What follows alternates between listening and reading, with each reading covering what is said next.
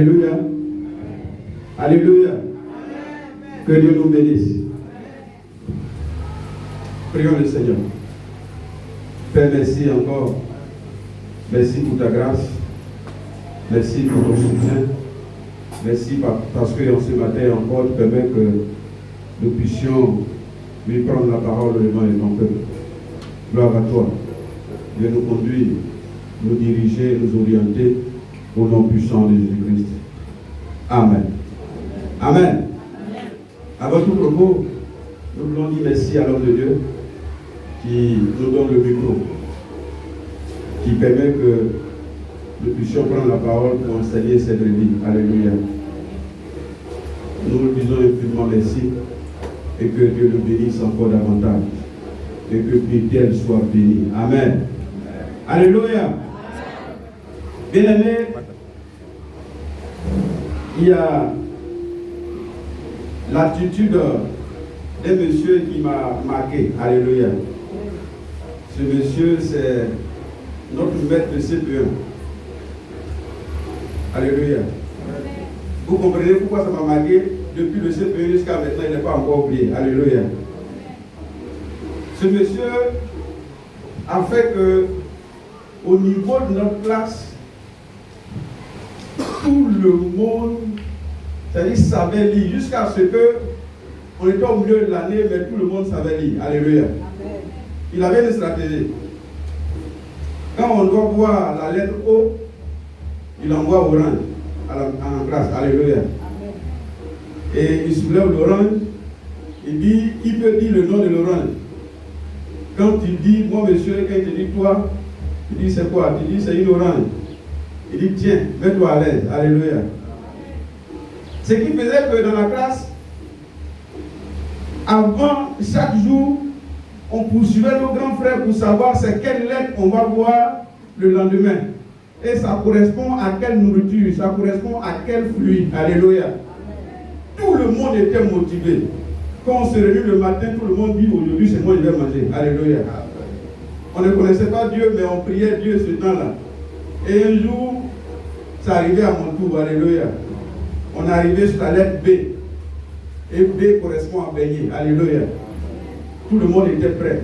Il dit Seigneur, pardon, aujourd'hui il n'a qu'à m'interroger. Il vient en classe, son sachet est bien rempli de beignets. Alléluia. Il soulève le sachet, il dit ça c'est quoi? Il montre. Moi monsieur, il a dit toi, Nyangoura. Et il dit gloire à Dieu. Alléluia. Il a dit monsieur, ça c'est un beignet. Il m'a donné, il m'a dit mets-toi à l'aise. Alléluia. Ce gros sachet là. Bien aimé, ce monsieur là, l'État n'a pas obligé. Mais il donnait. Alléluia. Il donnait pourquoi? Il donnait pour susciter en nous quelque chose. Il donnait pour que nous, petits que nous étions, nous puissions être motivés à apprendre. Alléluia. Parce qu'on sait que derrière chaque réponse, il y a une récompense. Alléluia. Vraiment, ce monsieur, s'il vit encore, que Dieu le bénisse. Amen. Je parle de cela parce que nous allons parler de cela. Alléluia. Et la deuxième image que je voudrais montrer, c'est que nous avons déjà discuté de cela avec la famille El Shaddai et la famille de Léon. Je leur ai posé cette question. Je leur ai dit que, supposons que tu as un tissu blanc. Et ce matin, je peux dire que, supposons que tu as une chemise très blanche, avec un tissu de haute qualité, que tu as acheté. Alléluia. Et les choses venant, ce tissu-là s'est sali, gravement même. Alléluia.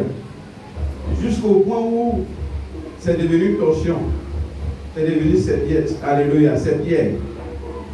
Et un jour, quelqu'un apparaît chez toi, il voit ta chemise et dit, lui, il peut rendre ça propre. La famille de Léon et Sada lui ont dit non, ils m'ont répondu, ils m'ont dit, ça, je vais lui dire que c'est impossible. Alléluia. C'est que moi, blanc, que moi, c'est devenu cette pierre-là.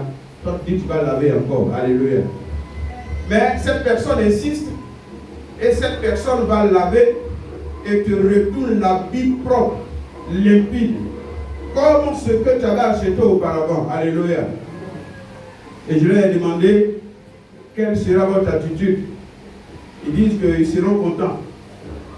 Ils seront ravis. Alléluia.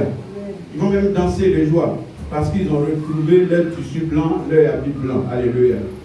Et je leur ai demandé, mais qu'est-ce que vous allez demander à ce monsieur?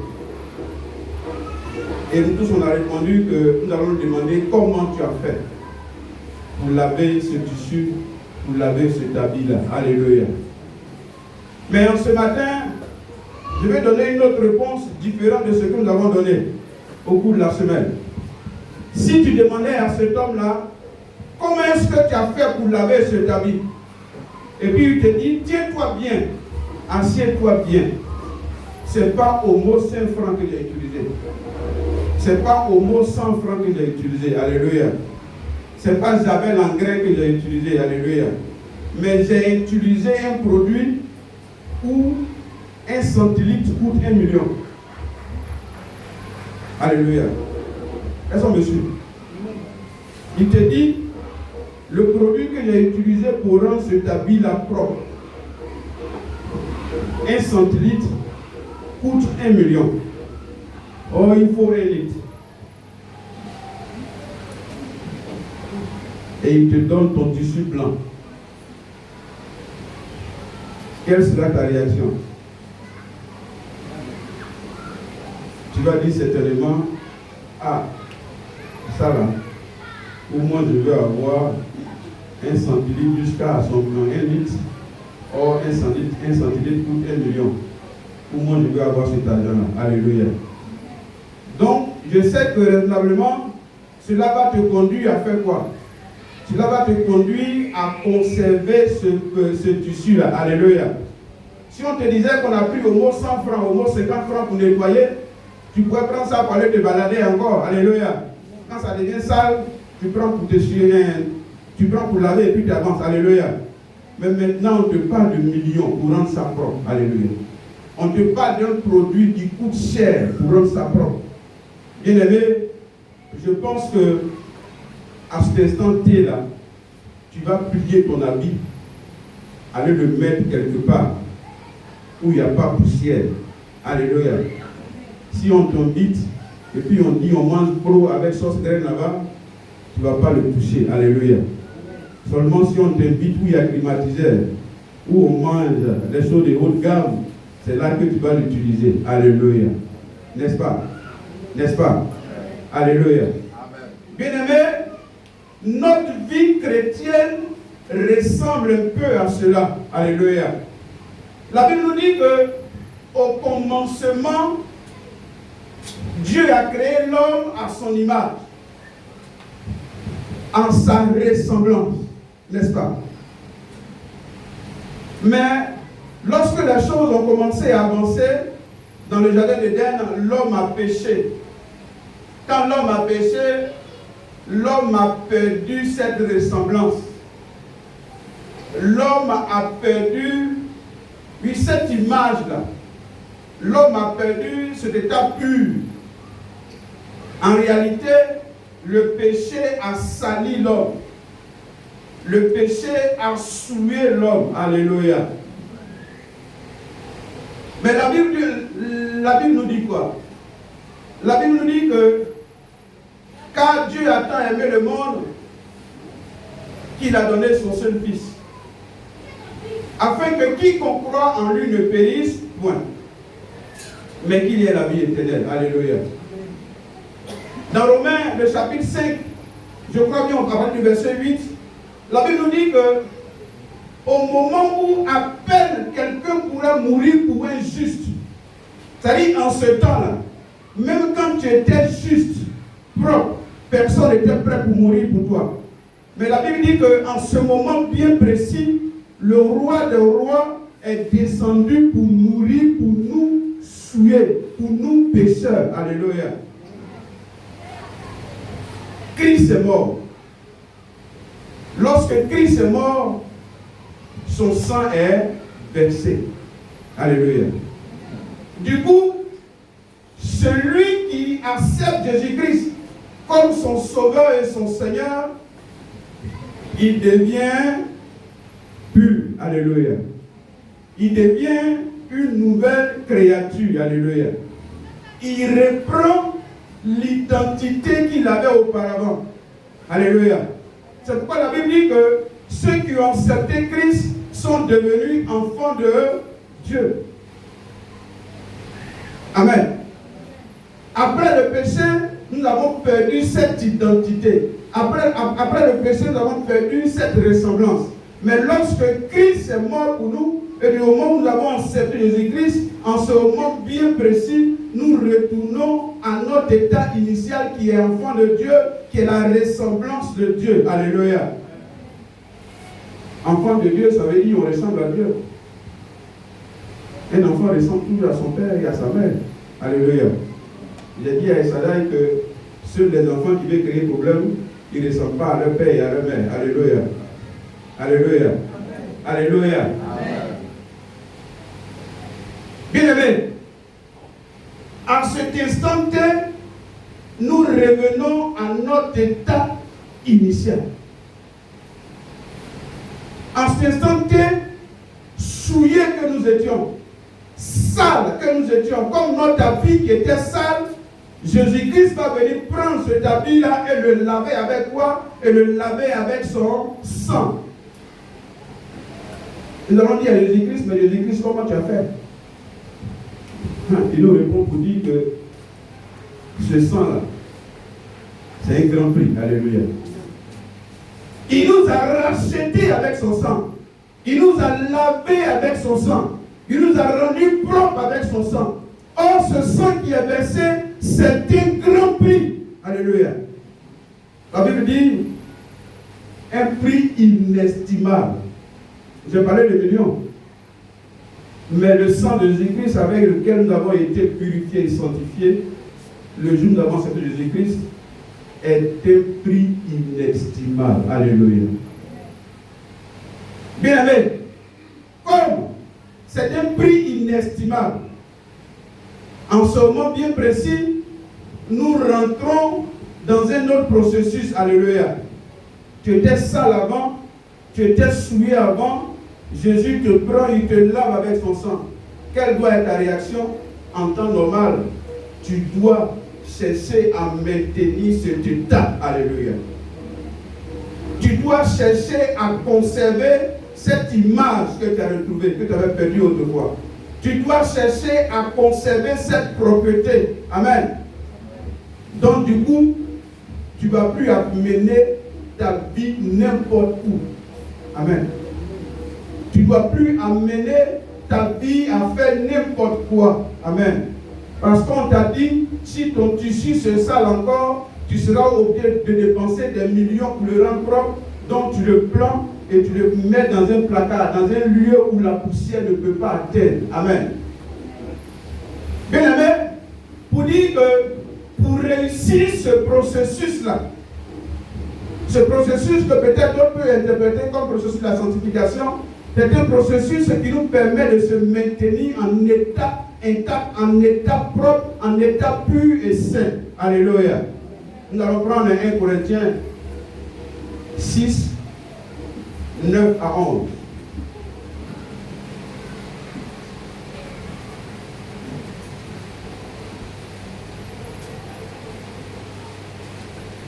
Corinthiens 6, verset 9 à 11. Oui. Je lis la parole de Dieu. Ne savez-vous pas que les injustes n'hériteront point le royaume de Dieu? Ne vous y trompez pas.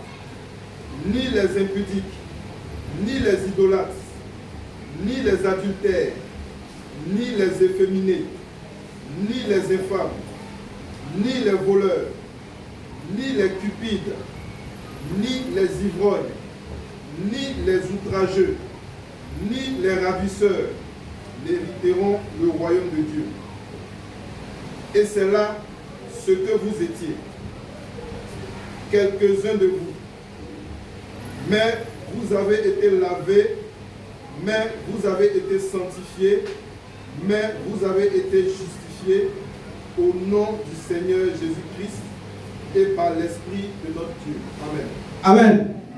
Nous étions autrefois souillés, mais par l'acte de Jésus-Christ, tous ceux ou celles qui acceptent Jésus-Christ comme Sauveur et Seigneur sont sanctifiés, sont justifiés, sont purifiés, sont rendus propres par le Saint-Esprit au nom de Jésus-Christ. Alléluia. Et donc, comme il a dit, nous rentrons dans un processus pour maintenir, pour garder cet état de propreté. Alléluia. Or, nous savons tous que lorsque nous sommes engagés dans un processus, il faut arriver au bout. Alléluia. En Côte d'Ivoire, on entend beaucoup ce mot-là. Processus électoral, processus de temps, alléluia. Il faut arriver au bout. Il faut réussir ce processus-là. Amen. Il faut réussir ce combat. Il faut réussir cette lutte. Alléluia. Pour réussir ce processus, il y a une clé. Alléluia. Une clé très importante qui est la vie de consécration. Alléluia. Qui est la vie de consécration. Cette vie de consécration va te transporter dans une nouvelle dimension. Cette vie de consécration va te transposer dans une nouvelle dimension. De par cette vie de consécration, tu vas commencer à être attiré par des choses meilleures. De par cette vie de consécration, tu vas commencer par avoir des attitudes et des comportements excellents. De par cette vie de consécration, tu vas commencer à avoir des qualités. Des qualités vont se susciter en toi. Des qualités vont te réveiller en toi. Alléluia. Lorsque nous engageons dans cette vie de consécration, qui est une clé importante pour maintenir sa vie propre, telle que Christ nous a légué, nous rentrons dans diverses dimensions. Et nous voulons vous parler de deux dimensions ce matin. Alléluia. Ces deux dimensions, il s'agit de la libéralité et de l'évangélisation. Alléluia. Amen. Nous voulons dire quoi? Nous voulons dire que lorsque tu mènes une vie de consécration, cela te conduit à une vie de libéralité. Et lorsque tu atteins cette vie de libéralité, lorsque cette vie de libéralité est acquise, cela te permet de tendre vers une vie d'évangélisation. Amen. D'où le terme qui nous a été soumis de la consécration à la libéralité, de la libéralité à l'évangélisation. Amen. Bien-aimés, nous avons déjà dit ici que la consécration, c'est quoi? La consécration, c'est le fait de se dédier à Dieu, de se réserver pour Dieu, pas pour les péchés, de se mettre à part pour Dieu, pas pour Satan. Alléluia. D'être sacré, de se considérer comme sacré pour l'Éternel des armées et non pour le monde. Nous avons également dit que lorsque quelque chose est sacré, il y a des interdictions et des obligations qui se collent à cela, qui viennent s'attacher à cette chose. Amen. Du coup, lorsque nous décidons de nous engager dans une vie de consécration à Dieu, bien sûr, Dieu va appliquer certaines interdictions et certaines obligations à notre vie que nous sommes tenus de respecter, que nous sommes tenus d'obéir. Alléluia. Interdiction, obligation de la part de Dieu, parce que nous sommes devenus sacrés. Ces obligations et ces interdictions sont en réalité les commandements de Dieu, sont en réalité les préceptes de Dieu. Alléluia. Alléluia. Amen.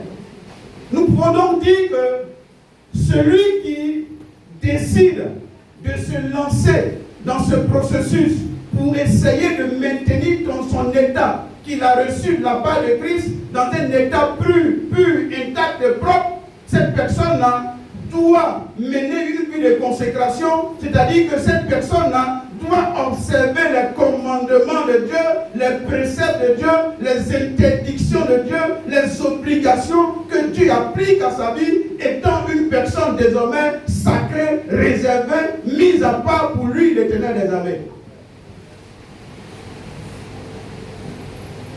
Bien-aimés, nous avons dit également que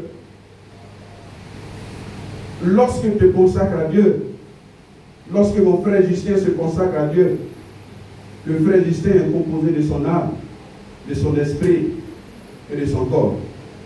Donc c'est un kit complet qu'on dédie à Dieu. Même si aujourd'hui, il y a des gens qui font, comme les jeunes gens le disent, Jésus, ils font kit avec Dieu. Ils disent, bon Seigneur, moi je prends mon corps, toi prends mon âme, et puis mon esprit là, on va diviser en deux. Alléluia, parce que le monde est vraiment intéressant. La chair, frère, toi-même tu as dit ça. Donc laisse-moi la chair là. Tu vas prendre l'âme. Comme l'âme va retourner vers toi, il faut gérer ça. Moi je vais gérer la chair. Maintenant l'esprit là, de temps en temps, on va voir. Alléluia. Ça fait pitié. Dieu dit, il nous veut entièrement. Nous on dit non, prends demi, je vais prendre demi.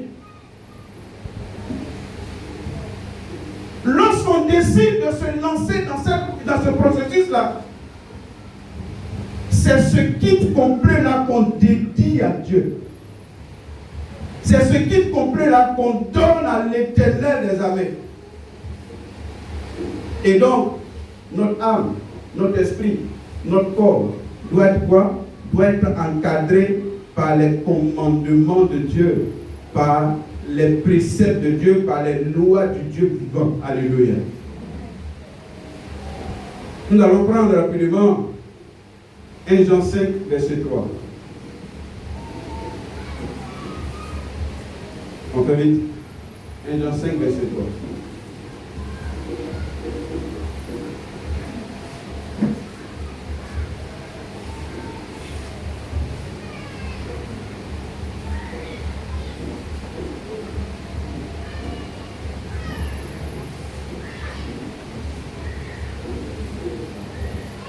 Jean 5, verset 3. Car l'amour de Dieu consiste à garder ses commandements. Et ses commandements ne sont pas pénibles. Alléluia. La Bible dit que car l'amour de Dieu, c'est de faire quoi? De garder ses commandements. Donc c'est-à-dire quoi? C'est-à-dire que celui qui suit les commandements de Dieu aime Dieu. Alléluia. Nous avons dit que la vie de consécration, c'est quoi? Nous amène à faire quoi? À suivre les commandements de Dieu. Or, suivre les commandements de Dieu, c'est aimer Dieu. Alléluia. Donc, finalement, nous pouvons dire quoi? Nous pouvons dire que mener une vie de consécration nous amène à aimer Dieu. C'est pourquoi il nous dit, dans Matthieu 22, 36 à 40, Matthieu 22, 36 à 40, il dit, le premier, le plus grand, c'est aimer l'Éternel des armées de tout son cœur, de toute son âme, de tout son être, de tout son esprit. Alléluia. Et le deuxième qui est à côté, c'est aime ton prochain comme toi-même. Alléluia. Donc nous sommes arrivés à un point clé. Retenez bien. On a vu que, on vient de conclure une chose. Lorsque tu mènes une vie de consécration, ça t'amène à observer les commandements de Dieu. Et donc, puisque tu observes le commandement de Dieu, tu aimes Dieu. Alléluia. Donc, la vie de consécration te conduit à l'amour envers Dieu. Amen. Donc, nous pouvons dire quoi? La vie de consécration est une réponse à l'amour que Dieu a manifesté à notre égard. De par la vie de consécration, nous chrétiens, nous manifestons en retour avec Dieu, envers Dieu, notre amour propre. Parce que Christ est mort pour moi à la croix, je lui donne ma vie. Parce que Christ est mort à la croix pour moi, je lui dédie mon âme. Parce que Christ est mort à la croix pour moi, je lui dédie mon esprit. Parce que Christ est mort à la croix pour moi, désormais, tout mon corps lui appartient. Alléluia.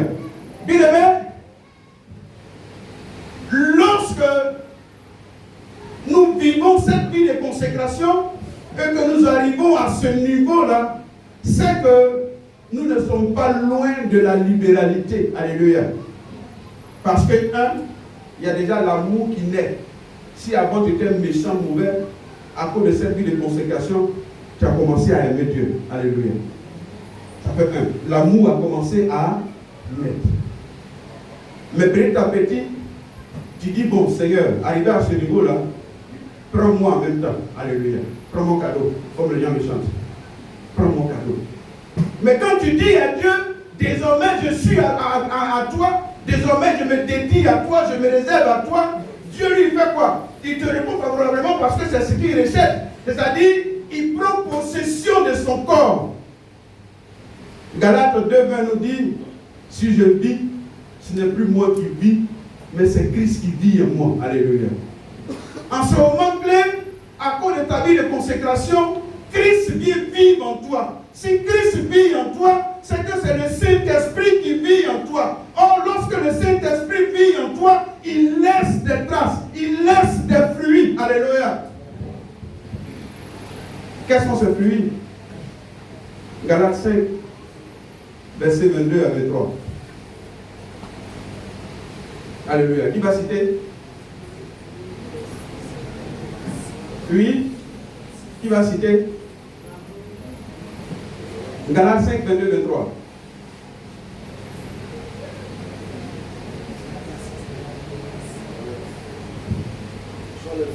Galates 5, verset 22 à 23. C'est ça. Mais le fruit de l'esprit, c'est l'amour. L'amour. La joie. La joie. La paix. La paix. La patience. La patience. La bonté. La bonté. La bénignité. La bénignité. La fidélité. La fidélité. La douceur. La douceur. La tempérance. La tempérance. Alléluia. Il y a beaucoup de fruits. Mais il y a 3 fruits que nous avons identifiés déjà. Alléluia. Il vient produire la patience, oui, c'est vrai. Mais on dit que le Saint-Esprit vient créer quoi? Il vient créer l'amour. Il vient créer quoi? La bonté. Dans ma version, il est dit, il crée encore la bienfaisance. Alléluia. Lorsqu'on prend la définition de l'amour, on dit que c'est une affection désintéressée. Alléluia. Affection désintéressée pour les autres. Amen. Bonté. Une disposition à faire du bien aux autres. Alléluia. Bienfaisance, une attitude gentille, aimable envers les autres. Alléluia. Bien aimé, lorsque nous regardons très bien ces 3 fruits que le Saint-Esprit vient créer en nous à cause de notre vie de sanctification, ces 3 fruits-là font partie de notre kit. Ce kit-là, c'est quoi? Ce kit-là, c'est quoi? Amour, bonté, bienveillance. Ils sont dans quel kit? La libéralité. Alléluia. Alléluia. La libéralité, sa définition, c'est quoi? C'est une disposition à donner avec amour, sans intérêt, de façon désintéressée. Alléluia. Or, le Saint-Esprit vient faire quoi? Il vient créer l'amour. Alléluia. Il vient créer une disposition à donner. Donner se retrouve dans libéralité. Amour se retrouve dans libéralité. Alléluia. Bienveillance, gentillesse, aimable, avec amour. Et au niveau de la bonté, on dit de façon généreuse. De façon généreuse. Alléluia. Pour dire tout simplement, lorsque tu t'engages dans ce processus-là et que tu commences à vivre une vie de consécration, bien aimé, assois-toi bien. Parce qu'arrivé à un certain moment, tu n'as même pas de comprendre quand même. Ta main va devenir très facile. Alléluia. Alléluia. Alléluia. Amen. Si vraiment tu n'es pas content. Alléluia. Amen. Parce que quand on parle de donner, là, d'autres vont dire, ah, je ne savais pas que là, faire une consécration, là, là-bas, ça va aboutir. Hein. Oh, moi, donner, là, c'est mon tutelle. Donc, attends, il va me retirer. Pardon. Alléluia. Il ne faut pas te retirer, il faut continuer. Alléluia. Souvent, en partant en Abidjan, on passe à pied, on passe par des petits villages, mais on arrive à Boaké, on arrive à Yamoussoukro. Alléluia. Peut-être que c'est difficile, mais attrape ton cœur. C'est un passage. et tu vas arriver encore à quelque chose d'extraordinaire. Alléluia. À ce niveau, nous pouvons conclure quoi? Nous pouvons conclure que la vie de consécration conduit à la libéralité. Parce que lorsque nous menons une vie de consécration, le Saint-Esprit vient prendre possession de notre vie et le Saint-Esprit produit en nous l'amour, la beauté et la bienveillance, qui sont des éléments qui appartiennent clairement et efficacement à ce qu'on appelle la libéralité. Alléluia. Alléluia. Amen. Alléluia. Amen. Du coup, après la définition de la libéralité, on peut dire que la libéralité, c'est donner avec amour, sans intérêt. La libéralité, c'est donner avec amour, sans entendre quelque chose en retour. Alléluia. La libéralité, c'est donner avec amour, sans rechercher quelque chose en arrière. C'est donner sans qu'on te demande. Alléluia. C'est donner sans qu'on ne fasse la demande. C'est donner sans rabaisser. C'est donner sans humilier. C'est donner sans rien attendre. Alléluia. Le libéral, c'est celui qui sait identifier le besoin. Alléluia. Non seulement il sait identifier, mais il anticipe même le besoin. Souvent, il y a des frères qui ne viennent pas te demander l'argent. Hein. Mais quand ils commencent à pousser avec toi, c'est ses problèmes qu'il explique. Alléluia. Tu ne comprends pas qu'il veut que tu l'aides. Alléluia. Amen. On ne répond pas bien. Amen. Amen. C'est ça. Lorsque tu atteins ce niveau-là, tu commences à anticiper les besoins de ton prochain. Alléluia. Tu regardes ta soeur et puis tu dis non, celle-là, elle aura besoin de ça. Ma soeur tient. Alléluia. Ça, l'église, le temple est en train d'être bâti. L'église aura besoin de changer ses barres, ses appareils. Donc moi j'anticipe. Alléluia. Alléluia. Bien-aimé, la vie de libéralité nous amène à être aimable, à être amour, toujours prêt à soutenir. Alléluia. La vie de libéralité ne juge pas, n'accuse pas. Ce qu'elle sait faire, c'est de donner seulement, rendre service. Et lorsque je réfléchissais dessus, il y a une image qui m'est venue en tête, le robinet. Justin va aller ouvrir le robinet, l'eau va venir. Monsieur Diongora va aller ouvrir le robinet, l'eau va venir. Un fou va aller ouvrir le robinet, l'eau va venir. Le robinet, lui, ne sait que donner de l'eau. Alléluia. Le robinet ne dit pas que non, toi quitte là, tu es un adultère, tu as trompé sa femme tu as trompé ta femme hier. Moi, je ne peux pas verser l'eau. Non. Le robinet lui s'ouvre. Et l'eau baisse. Alléluia. La vie de libéralité ressemble à cela. La vie de libéralité ne dit pas que c'est mon ennemi. Il n'aime pas, donc je ne donne pas. Il est mauvais, c'est un pécheur, donc je ne donne pas. La vie de libéralité ne regarde pas toutes ces choses-là. Alléluia. Celui qui mène une vie de libéralité, il sait que faire une seule chose. Prendre soin, soutenir, donner. Alléluia. Le reste, ça ne l'intéresse pas. Mais en réalité, on donne quoi? Et on donne à qui? On donne d'abord à Dieu. Parce que le premier et le plus grand, c'est aimer Dieu. Alléluia. Quand on aime Dieu, quand on aime, il faut donner. Amen. Alléluia. Les femmes vous disent ça le plus souvent, non? Ah, toi, tu dis tu m'aimes, mais tu ne veux pas me donner. Alléluia. C'est pas ce que vous dites. Alléluia. On entend ça aussi. Amen. Tu dis tu m'aimes, et puis tu vas me donner. Alléluia. En ce matin, ils sont en train de dire, toi tu aimes Dieu vraiment, et puis on te demande de donner, et puis tu murmures. Alléluia.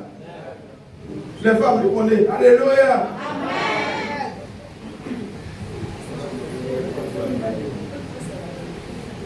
Alléluia. Tu aimes Dieu. Il y a un monsieur qui dit, on lui a demandé, mais pourquoi mon frère, pourquoi tu sais tailler orange comme ça? Il dit, mon frère, Je me rappelle, tout ça là, c'est à cause d'une fille, alléluia. À force d'aller m'asseoir à côté d'elle, j'ai fini par savoir tailler au rang, alléluia. Amen. Amen. On dit on aime Dieu, on dit on s'approche de Dieu, mais finalement lorsqu'on nous regarde, on ne ressent même pas Dieu. Alléluia. Bien-aimé, Proverbe 3:9 nous dit, honore Dieu avec tes pieds. Et, bien-aimé, honore Dieu avec tes biens. Ils n'ont pas signé, ils n'ont pas donné de restrictions. Qu'est-ce que tu as? Tout ce que tu as, honore Dieu avec. Si tu as une moto comme pour moi, honore Dieu avec. Alléluia. Si tu as une voiture comme le responsable Kwame, honore Dieu avec. Alléluia. Si tu as des terrains comme le Diactio, honore Dieu avec. Alléluia. Alléluia. Alléluia.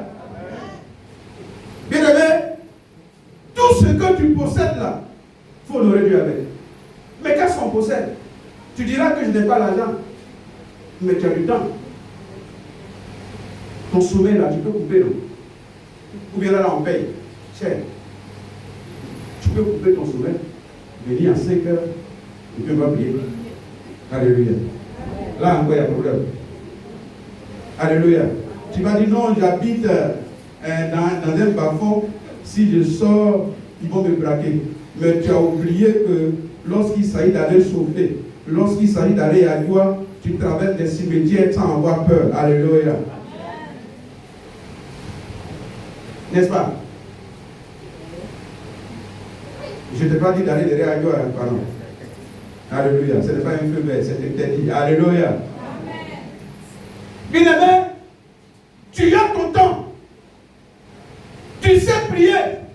Qu'est-ce que tu peux apporter à l'Éternel avec? Tu as un don de prière. Donne cela à Dieu. Tu as un don d'évangéliste. Va donc évangéliser. C'est ce que tu as. Alléluia. Tu as de l'argent. Donne à Dieu. Alléluia. Je disais que on aime faire prévision de maladie. Quand on gagne le salaire, on dit bon, ça c'est loyer, ça c'est nourriture, déjeuner, carburant. Et puis on fait un gros point, les imprévus, maladie. Alléluia. Vous voyez comment c'est un peu bizarre?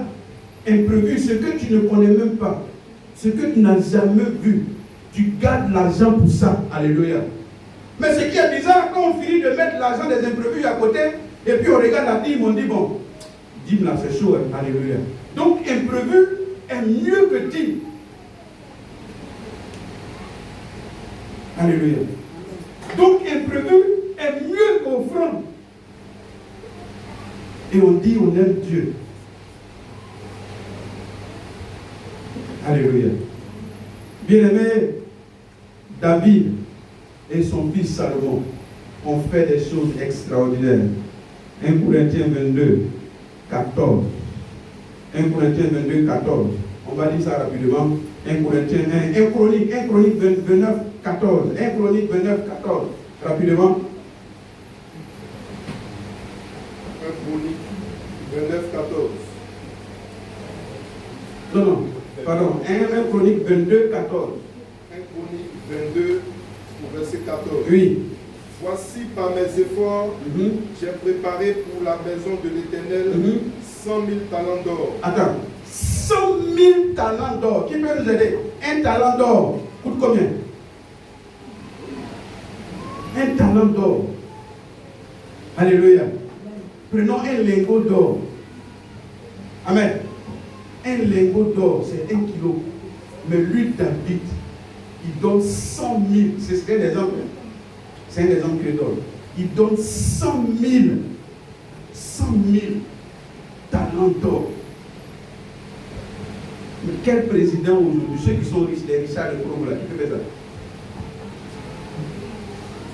100 000 talents d'or. On continue. 1 million de talents d'argent. 1 million de talents d'argent. Et une quantité d'airain et de fer. Et une quantité d'airain et de fer. Qu'il n'est pas possible de peser. On s'est dit, ils ont pesé jusqu'à arriver à ce moment, ils m'ont laissé ça comme ça. Alléluia. car il y en a en abondance. Amen. Amen. Il faut prendre 1 Chronique 29, 3 à 4.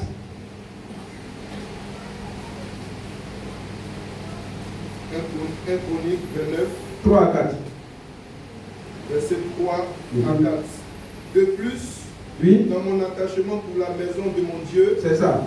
je donne à la maison de mon Dieu l'or et l'argent que je possède en propre C'est ça. pour tout ce que j'ai préparé pour la maison du sanctuaire. Alléluia. C'est pas ce que je voulais. 1 roi 8 pour Salomon. 1 roi 8, 63. Nous allons voir combien de bœufs il a tué. Et puis on va calculer ça tout de suite. Un gros bœuf coûte combien? Un bon bœuf qu'on peut donner à Dieu, ça coûte combien? 600 000. Donc on garde ça, 600 000. Alléluia. Alors. 1 roi 8, verset 63. 1 roi 8 au verset 63. C'est ça.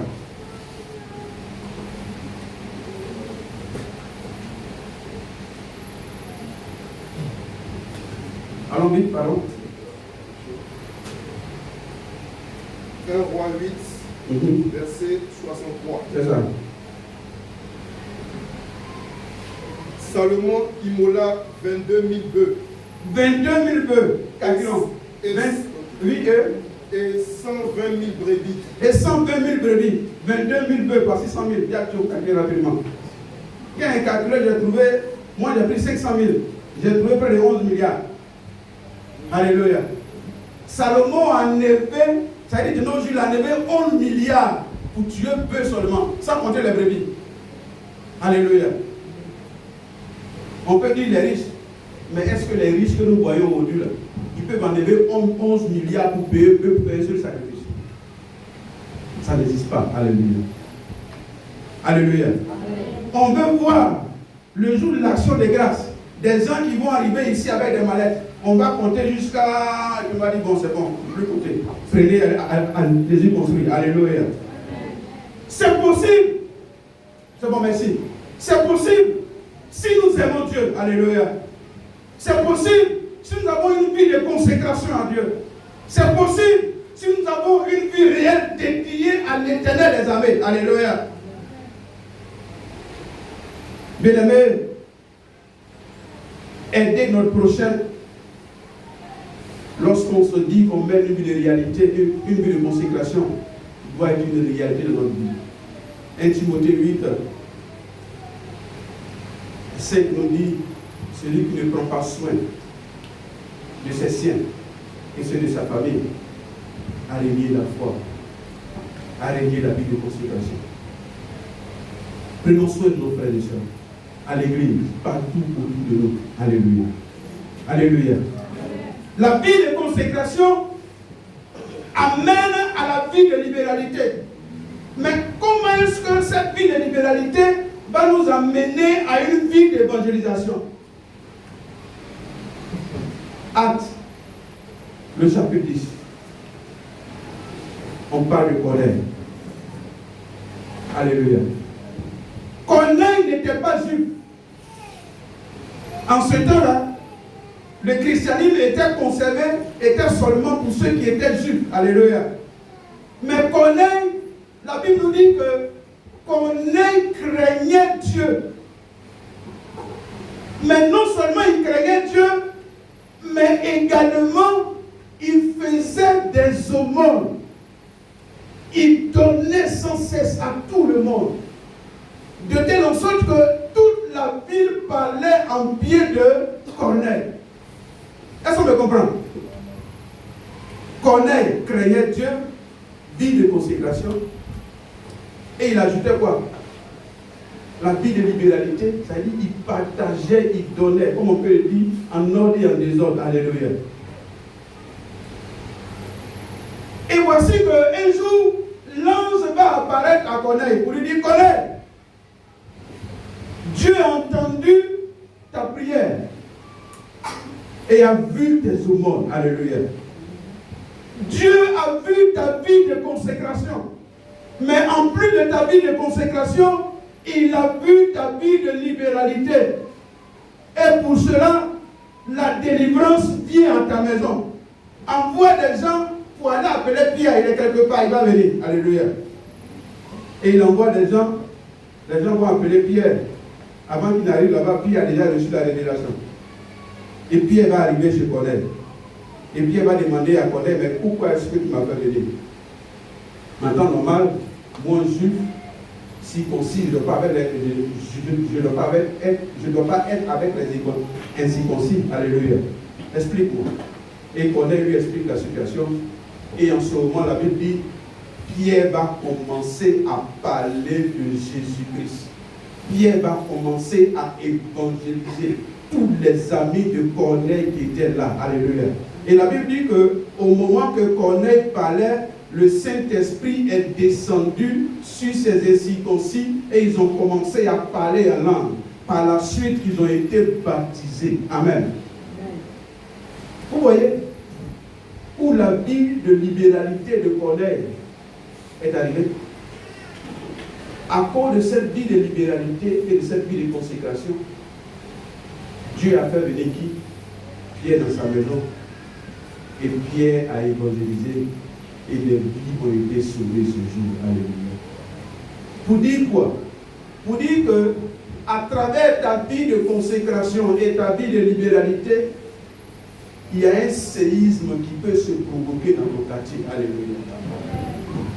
À partir de ta vie de consécration et ta vie de libéralité, il y a un séisme qui peut se provoquer dans ta famille. Alléluia.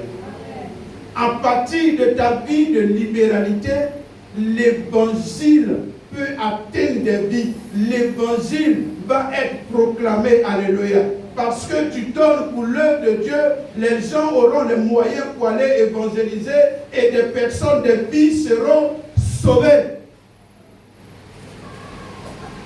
Bien-aimé, au-delà même de tout cela, lorsque tu aimes partager, lorsque tu as une vie libérale, tu donnes ce que tu as de mieux. Alléluia. On ne partage pas, excusez-moi, ces caleçons déchirés. Alléluia. Non. C'est des choses déchirées, non. On partage ce qu'on a de bon. Et en tant que consacré de l'Éternel, qu'est-ce que nous avons de bon? La parole de Dieu. La parole de Dieu. Et donc, si réellement tu as une vie de consécration, si réellement tu as une vie de consécration, et que cette vie de consécration t'amène à une vie de libéralité, forcément, tu seras obligé de partager la parole partout. Tu seras obligé d'évangéliser tes frères et sœurs. Tu seras obligé, oui, de dire à ces gens-là que, attention, aujourd'hui je vous fais du bien, mais ces biens-là vont passer, ces biens-là vont être détruits. Mais il y a quelque chose qui ne sera pas détruit, c'est le royaume des cieux. Et tu as le droit d'y avoir accès, alléluia, de la libéralité à l'évangélisation. Amen. Bien-aimés, c'est ce que nous voulons, nous avons choisi de partager en ce matin. Nous disons quelque chose de très simple. Christ a tant souffert à la croix pour nous. Christ a tant souffert à la croix pour nous. Le sang qui est versé est un grand prix. Pardonnez. Je nous en prie, par les compassions du Christ. Depuis que nous avons accepté Jésus-Christ, nous avons retrouvé cet état propre. Inscrivons-nous dans la vie de consécration. Cette vie de consécration va nous amener à la vie de libéralité. Et cette vie de libéralité va nous amener tranquillement et assurément à une vie d'évangélisation. Alléluia. Amen. Sache que tes bonnes œuvres, tes bonnes actions, non seulement vont faire avancer l'œuvre de Dieu, et aussi vont permettre que tes frères et sœurs soient convertis. Alléluia. La vie de libéralité est d'une puissance incomparable. Au temps de Corneille, les incirconcis, c'est-à-dire quand tu n'étais pas juste, tu n'avais pas le droit d'être chrétien. Mais la vie de libéralité, comme je l'ai dit, a provoqué un séisme. Ça part de ce moment-là que les apôtres même ont compris que Christ n'est pas venu pour eux seuls et seuls, que Christ est venu pour eux tous. Alléluia.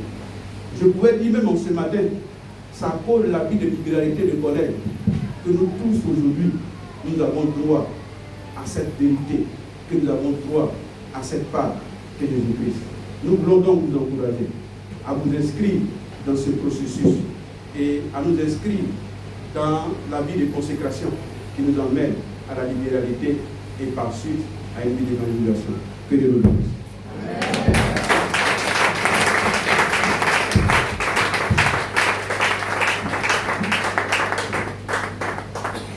Nous allons prier le Seigneur.